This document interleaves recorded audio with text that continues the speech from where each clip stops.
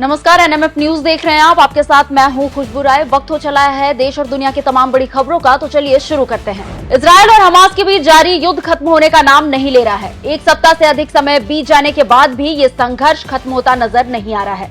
दोनों के बीच जारी हमले में अब तक 3000 से अधिक लोगों की मौत हो चुकी है। इजरायली रक्षा बल यानी कि आईडीएफ ने रविवार को हुई गोलीबारी के जवाब में लेबनान में हिजबुल्लाह के सैन्य बुनियादी ढांचे पर हमला किया। समाचार एजेंसी एएनआई ने टाइम्स ऑफ इजराइल के हवाले से यह जानकारी दी है। रिपोर्ट्स में कहा गया है कि रविवार की सुबह इजराइल लेबनान सीमा के पास इजरायली शहर और सैन्य चौकियों को निशाना बनाते हुए 6 एंटी टैंक गाइडेड मिसाइलें दागी गई, जिसमें कम से कम एक नागरिक की मौत हो गई है। वहीं इजराइल ने उत्तरी शहर नाहरिया और आसपास के इलाकों में भी रॉकेट दागे हैं। इजरायल और आतंकी संगठन हमास के बीच युद्ध जारी है। आईडीएफ अब गाजा पट्टी में घुसकर आतंकियों का सफाया करने की तैयारी में है। इस बीच अमेरिका के राष्ट्रपति जो बाइडेन ने एक बार फिर इजरायली पीएम बेंजामिन नेतन्याहू से फोन पर बातचीत की। इसके अलावा यूएस राष्ट्रपति ने फिलिस्तीन के राष्ट्रपति महमूद अब्बास से भी बातचीत की है। राष्ट्रपति बाइडेन ने ट्वीट कर बताया कि दोनों नेताओं के बीच एक सप्ताह में दूसरी बात हुई। इस दौरान उन्होंने इजरायल के लिए अमेरिका का समर्थन दोहराया। बाइडेन ने लिखा कि इस वीकेंड मैं इजरायल के लिए अमेरिका के अटूट समर्थन को दोहराने और हमारे सैन्य समर्थन नागरिकों की सुरक्षा के प्रयासों को लेकर जानकारी के लिए प्रधानमंत्री नेतन्याहू से फिर बातचीत कर चुका हूं। अब समय आ गया है कि सभी देश एक ही सुर में हमास की और एक आतंकवादी संगठन के रूप में निंदा करें, जो कि फिलिस्तीनी लोगों की आकांक्षाओं का प्रतिनिधित्व नहीं करता है।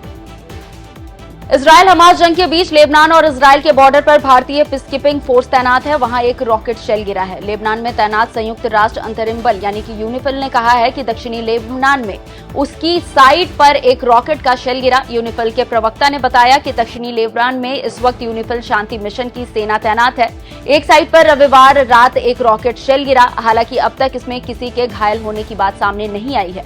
इस घटना के बाद लेबनान के प्रधानमंत्री नजीब मिकाती ने यूनिफिल के कमांडर इन चीफ जनरल ओरोल्ड लाजारो से फोन पर बातचीत की। उन्होंने नकौरा में संयुक्त राष्ट्र बलों के स्थानों पर हालातों के बारे में जानकारी ली है। इजरायल और हमास के बीच 9 दिनों से जंग जारी है। अब तक इस जंग में कई लोगों की मौत हो चुकी है। रिपोर्ट्स के मुताबिक इजरायल हमास की जंग में जहां फिलिस्तीन के 2450 तो वहीं इजरायल के 1400 लोगों की मौत हो चुकी है। इधर इस हमले में दूसरे देश के नागरिकों की भी जान चली गई। हमले में फ्रांस के 19 नागरिकों की मौत की खबर सामने आई है।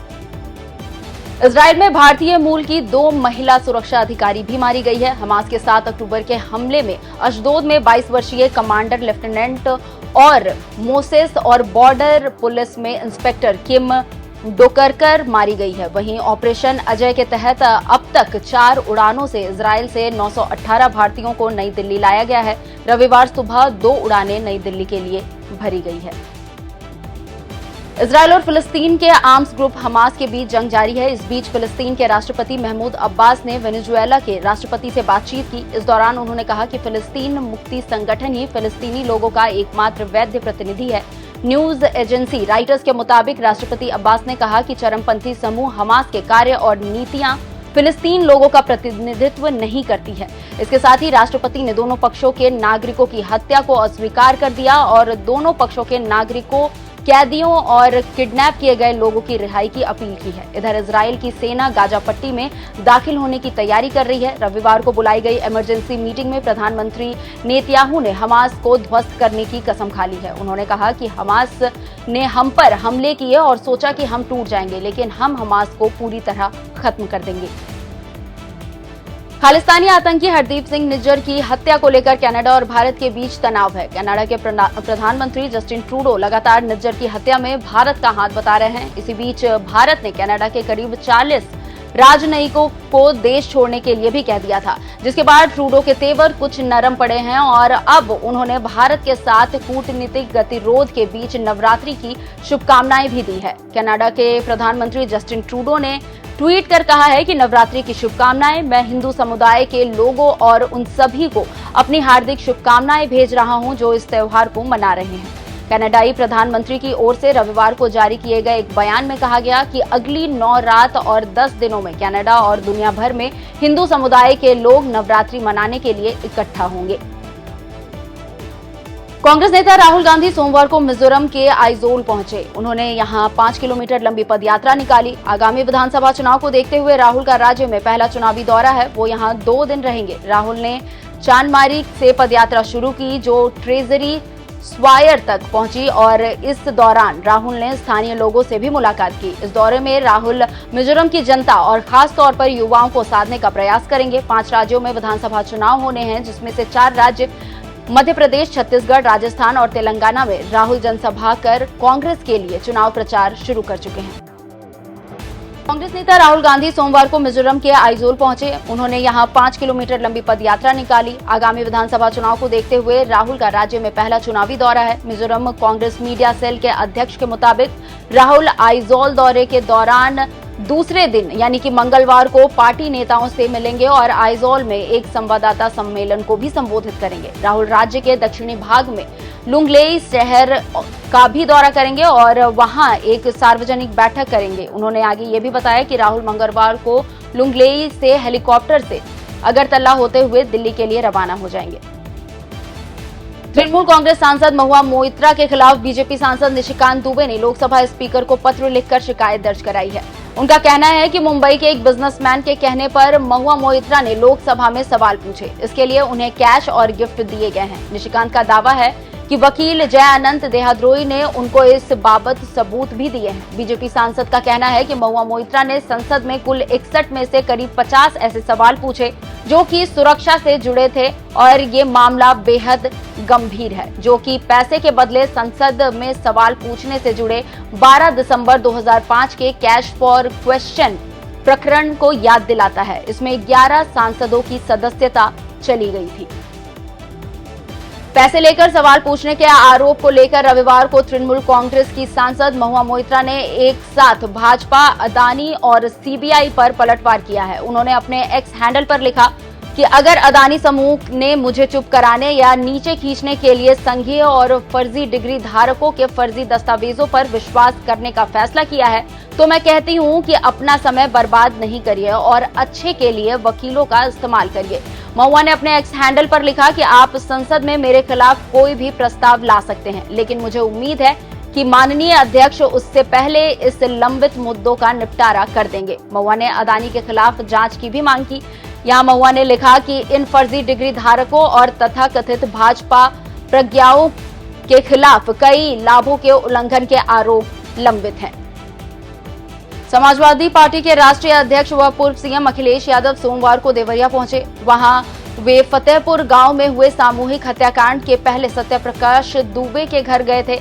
वहां उन्होंने पहले नरसंहार में मारे गए दुबे परिवार के 5 मृतकों के चित्र पर श्रद्धा सुमन अर्पित कर श्रद्धांजलि दी। इसके बाद अखिलेश यादव अभयपुर टोला स्थित पूर्व जिला पंचायत सदस्य प्रेमचंद यादव के घर पहुंचे। बता दें कि देवरिया जिले में रुद्रपुर कोतवाली क्षेत्र के फतेहपुर गांव में 2 अक्टूबर को सुबह 6 बजे जमीन के विवाद में एक पूर्व जिला पंचायत सदस्य की धारदार हथियार से काटकर हत्या कर दी गई थी। इससे गुस्साए पूर्व जिला पंचायत सदस्य के पक्ष के लोगों ने यहां दूसरे पक्ष के घर में घुसकर पति पत्नी और उसकी 3 संतानों को गोली मारकर और धारदार हथियार से प्रहार कर हत्या कर दी थी, जबकि एक बेटा गंभीर रूप से घायल हो गया था। उसका इलाज बीआरडी में चल रहा है। कर्नाटक, तेलंगाना, दिल्ली और आंध्र प्रदेश में 55 से अधिक स्थानों पर ठेकेदारों और रियल एस्टेट डेवलपर्स पर चल रही छापेमारी में आयकर विभाग ने लगभग 94 करोड़ रुपए नकद जब्त किए हैं। सीबीडीटी ने बताया कि इस छापेमारी के दौरान 94 करोड़ रुपए नकद, 8 करोड़ रुपए के सोने और हीरे के आभूषण और इसके साथ ही 30 लग्जरी घड़ियां जब्त की गई है। तलाशी 12 अक्टूबर को शुरू की गई थी और इस दौरान विभाग द्वारा बेंगलुरु और पड़ोसी राज्य तेलंगाना और आंध्र प्रदेश के कुछ शहरों के साथ साथ दिल्ली में 55 परिसरों में भी रेड की थी।